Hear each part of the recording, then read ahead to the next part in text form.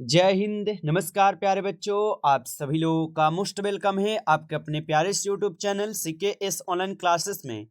तो कैसे हो प्यारे बच्चों, आप सभी लोग। उम्मीद करते हैं कि आप सभी लोग अच्छे होंगे।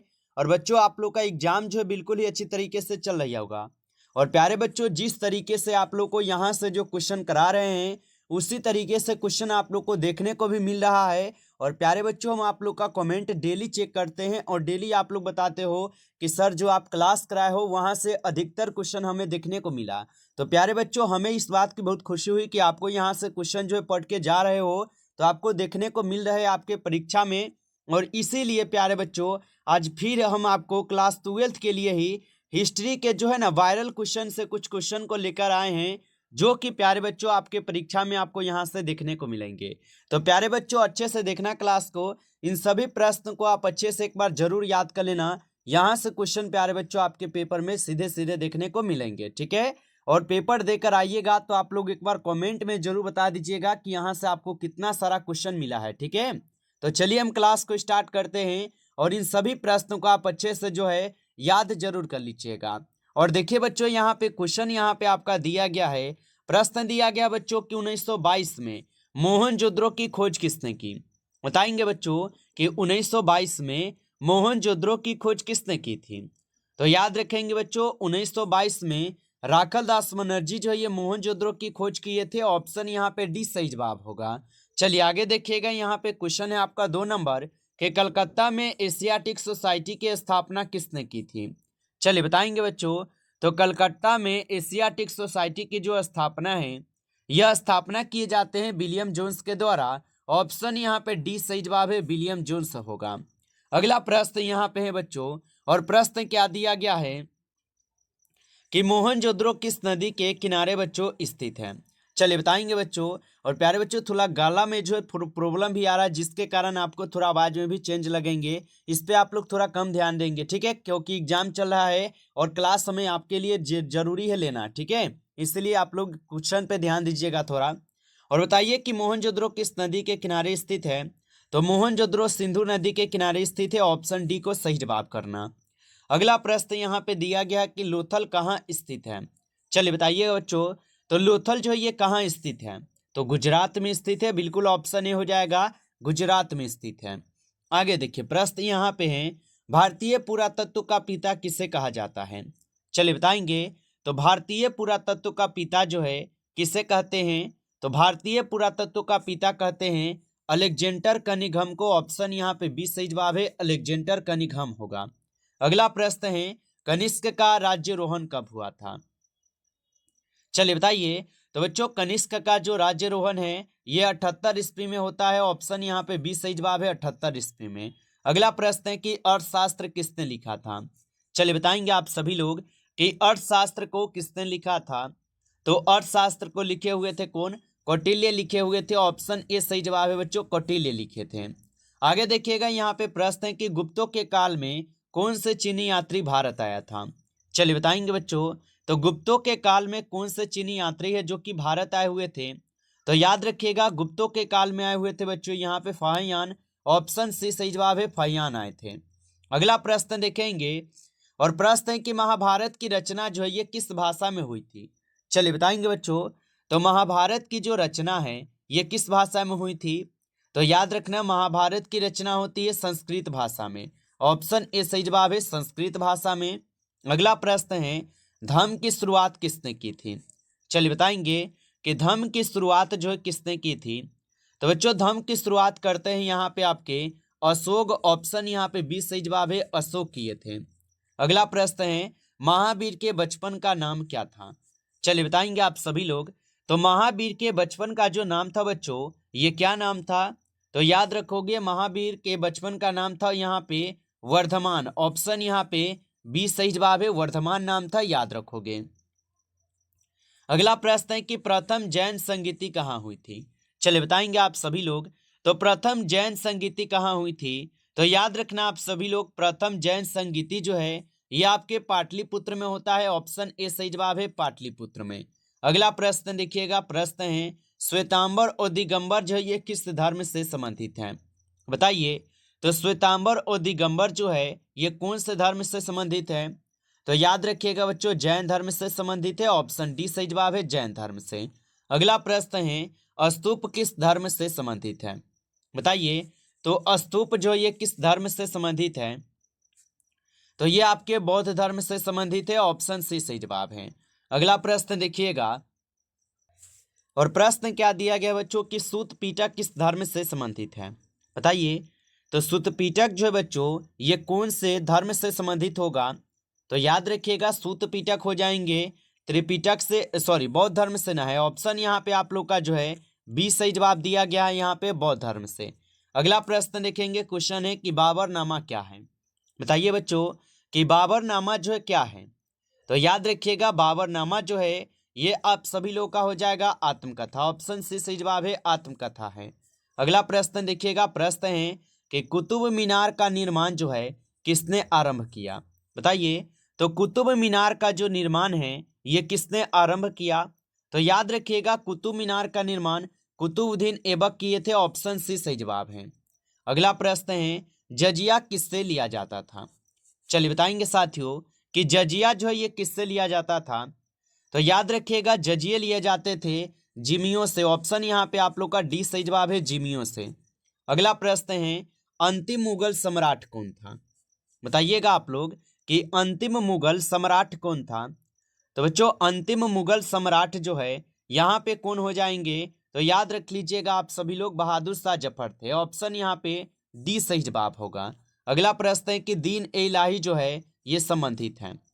चलिए बताइए कि दीन ए इलाही जो है ये किससे संबंधित है?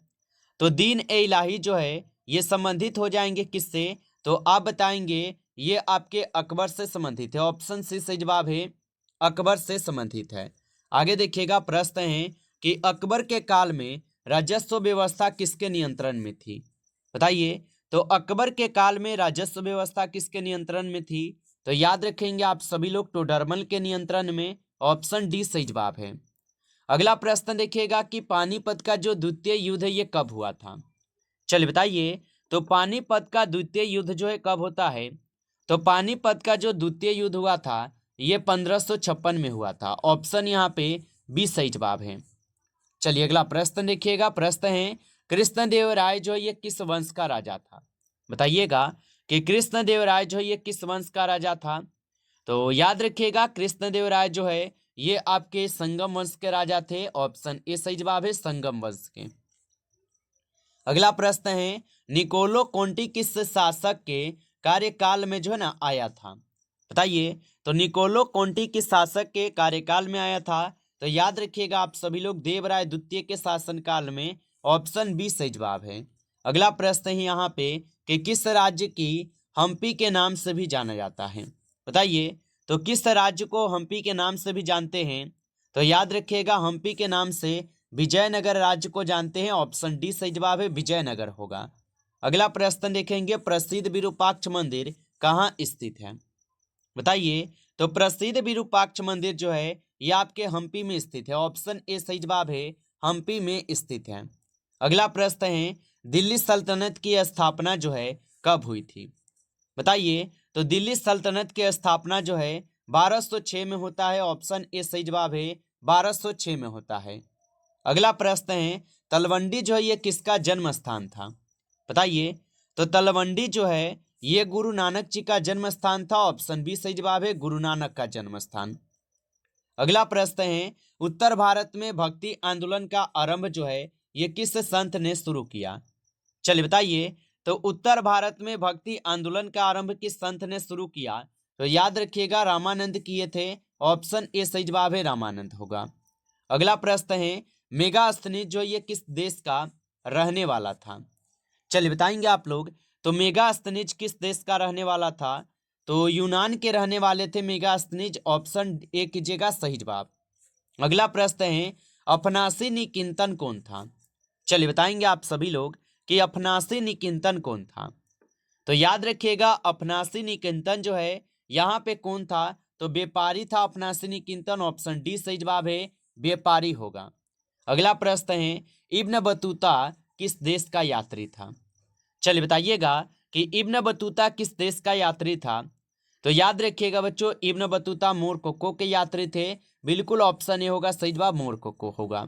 आगे देखिए प्रश्न है कि पुर्तगालियों ने गोवा पर कब अधिकार किया था, बताइए। और बच्चों आप लाइक नहीं किए हो तो एक बार आप सभी लोग क्लास को भी लाइक कर लेना। नए हो चैनल पे तो आप चैनल को भी सब्सक्राइब कर ले जाएं, ताकि जब भी बच्चों क्लास स्टार्ट हो नोटिफिकेशन जरूर पहुंच सके। और याद रखिएगा एग्जाम से सिर्फ 2 से 3 घंटा पहले आपको प्यारे बच्चों हम वायरल क्वेश्चन कराते हैं डेली। तो जो भी बच्चे का अभी सब्जेक्ट बचा है, आपको अगर अभी अभी आपका सब्जेक्ट बचा है तो आप सब्सक्राइब कर लो। बिल्कुल आपके सभी सब्जेक्ट की तैयारी इसी तरीके से कराएंगे जिस तरीके से आपको क्वेश्चन एग्जाम में आ रहा है। तो नए हो तो सब्सक्राइब कर लेना आप लोग। और पुर्तगालियों ने गोवा पर कब अधिकार किया था, तो याद रखिएगा आप सभी लोग 1510 में किए थे। ऑप्शन सी सही जवाब है। अगला प्रश्न देखेंगे, इंग्लिश ईस्ट इंडिया कंपनी की स्थापना जो है कब हुई थी, बताइए। तो इंग्लिश ईस्ट इंडिया कंपनी की स्थापना जो है यह होती है आपके 1600 ईस्वी में। ऑप्शन ए सही जवाब है। अगला प्रश्न देखिएगा कि उलगुलान विद्रोह का नेता कौन था, चलिए बताइएगा कि उलगुलान विद्रोह के नेता कौन थे। तो बिरसा मुंडा जो है ये उलगुलान विद्रोह के नेता थे। ऑप्शन डी सही जवाब है। अगला प्रश्न है कि दक्कन दंगा आयोग जो है ये कब गठित हुआ था, बताइए। तो दक्कन दंगा आयोग कब गठित हुआ था, तो याद रखिएगा 1875 में दक्कन दंगा आयोग जो है गठित की जाती है। चलिए अगला प्रश्न देखेंगे। और प्रश्न पूछा है यहाँ से आपके कि कॉर्नवालिस कोड जो है कब बना था, बताइए। तो कॉर्नवालिस कोड जो है कब बना था, तो याद रखिएगा कॉर्नवालिस कोड जो है 1793 में बनता है। ऑप्शन यहाँ पे 20 सही जवाब है। अगला प्रश्न देखिएगा, अस्थायी बंदोबस्त किसने लागू किया, बताइए बच्चों। देखिए प्यारे बच्चों, समय क्या है एग्जाम का, तो कम बचा है, इसलिए हमें तो अब 4 ऑप्शन पढ़ने की जरूरत नहीं पड़ेगा। सिर्फ क्वेश्चन आंसर कर लो एक बार। अस्थायी बंदोबस्त किसने लागू किया, तो याद रख लेना आप सभी लोग, यह लागू किसने किया था, तो ये लागू किए हुए थे बच्चों आपके कॉर्नवालिस ने। चलिए आगे देखेंगे। प्रश्न है, कलकत्ता में सर्वोच्च न्यायालय की स्थापना कब की गई थी, बताइए। तो कलकत्ता में सर्वोच्च न्यायालय की स्थापना कब की गई थी, तो यहाँ पे इस क्वेश्चन का सही जवाब बच्चों यहाँ पे ऑप्शन के अनुसार कोई भी नहीं होगा। चलिए अगला प्रश्न है कि प्लासी का युद्ध कब हुआ था, बताएंगे कि प्लासी का युद्ध कब होता है। तो 1757 में जो है प्लासी का युद्ध होता है। ऑप्शन बी होगा। अगला प्रश्न देखिएगा, वीर कुंवर सिंह का जन्म जो है कहाँ हुआ था, बताइए कि वीर कुंवर सिंह का जन्म कहाँ पे हुआ था। तो याद रखेंगे वीर कुंवर सिंह का जन्म होता है आपके जगदीशपुर में। ऑप्शन ए सही जवाब है, जगदीशपुर में होता है। अगला प्रश्न है कि द ग्रेट रिबेलियन नामक पुस्तक जो है किसने लिखी है, बताइए। तो द ग्रेट रिबेलियन नामक पुस्तक को लिखे हुए थे कौन, तो याद रखिएगा अशोक मेहता लिखे थे। ऑप्शन यहाँ पे 20 सही जवाब है। अगला प्रश्न है, लखनऊ से 1857 के विद्रोह का नेतृत्व किसने किया था, बताइए। तो लखनऊ से 1857 के विद्रोह का जो नेतृत्व किए थे ये बेगम हजरत महल किए हुए थे। ऑप्शन बी यहाँ पे सही जवाब होगा। अगला प्रश्न है, 1857 के विद्रोह के समय भारत का गवर्नर जनरल कौन था, बताइए। तो 1857 के विद्रोह के समय भारत के जो गवर्नर जनरल थे ये कौन थे, तो याद रखिएगा आप सभी लोग लॉर्ड कैनिंग थे। ऑप्शन सी से जवाब है, लॉर्ड कैनिंग होगा। अगला प्रश्न है, वास्को डी गामा भारत कब आया था, बताइए। तो वास्को डी गामा भारत कब आता है, याद रखना 17 मई 1498, पूरा डेट के साथ याद रखना कब आते हैं, 17 मई 1498 को। आगे देखिए प्रश्न है, कौन सा भारतीय नगर 7 द्वीपों का नगर जो है कहा जाता है। तो कौन सा भारतीय नगर को 7 द्वीपों का नगर कहते हैं, तो मुंबई को कहते हैं। ऑप्शन ए सही जवाब है, मुंबई को कहते हैं। अगला प्रश्न है कि गेटवे ऑफ इंडिया जो है ये कहाँ स्थित है, बताइए। तो गेटवे ऑफ इंडिया जो है ये कहाँ स्थित होगा, तो गेटवे ऑफ इंडिया जो है ये बॉम्बे में स्थित है। ऑप्शन ए सही जवाब होगा। अगला प्रश्न देखिएगा, तिनकटिया पद्धति जो है ये जुड़ी थी, बताइए।